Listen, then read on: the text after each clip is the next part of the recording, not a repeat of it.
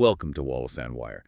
Today we're going straight into a statement that really stirred the pot on what true patriotism means here in Malaysia. Yes, quite the statement. United Malay's National Organization Supreme Council member Dr. Puad Zarkashi recently said that United Malay's National Organization Youth Chief Akmal Salah's actions regarding that inverted flag incident were, and I'm quoting here, correct and praiseworthy patriotic acts. Correct and praiseworthy.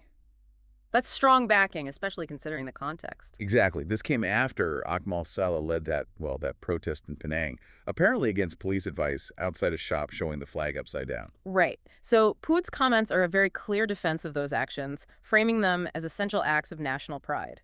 It really does make you pause and think, doesn't it? What exactly defines a patriotic act today?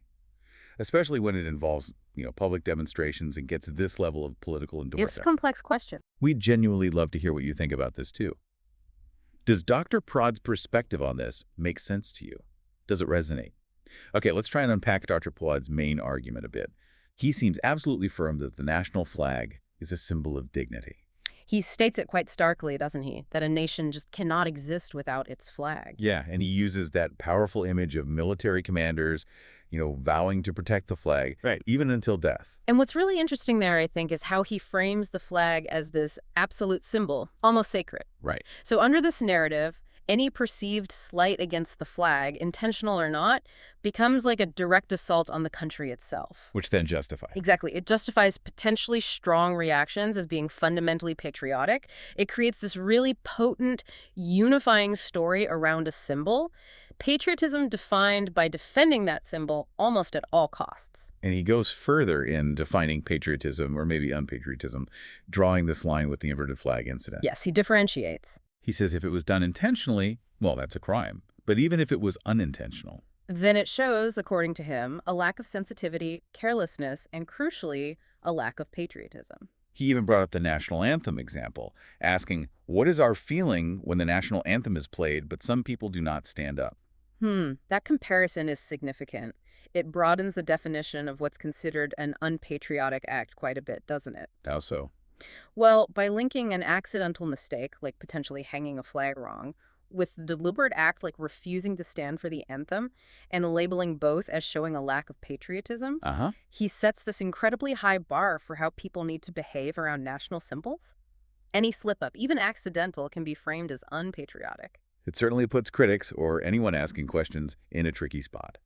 And digging a bit deeper, Dr. Puad didn't just offend Akmal Saleh, he went on the offensive against the critics. He did. He questioned why criticizing Akmal would lead to being called names like Zionist, political thug, or racist thug. Really strong labels. And he insisted that Akmal and the United Malay's National Organization Youth weren't rioting, that they were just exercising their right to assemble. This is where the rhetoric gets quite pointed. He's defending the assembly, yes, but at the same time, he's deploying these very loaded terms. Zionist particularly stands out in Malaysian political discourse. Exactly. It's often used to imply foreign interference or anti-national sentiment. So, using it against critics is a clear strategy. To do what exactly? To discredit them, to shift the focus away from what Akmal did and onto the supposed bad motives of anyone who questions it. It's a classic tactic, really, to shore up your base and control the conversation. Then there's his concluding point, which I found particularly striking. He doubles down, praising Akmal Saleh's patriotism again. He makes a point of saying he didn't even defend the Terengganu United Malay's National Organization Youth for a similar flag mistake, suggesting Akmal's case is different, somehow more pure. Interesting distinction he makes there. But then he broadens the attack again. He labels anyone who hinders patriotism as the true thugs.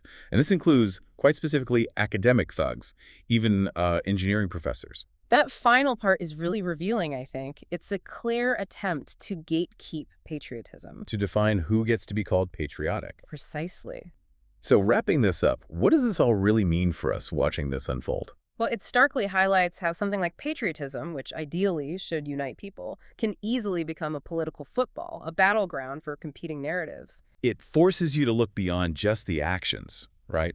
To think about the why behind the public endorsements from powerful figures. What's the strategy? Exactly. It's not just about the flag or the protest. It's about the political maneuvering and narrative control that surrounds it. It's a reminder to always look at the context and the motivations. Definitely a lot to think about there. Remember to like and subscribe for more videos like this.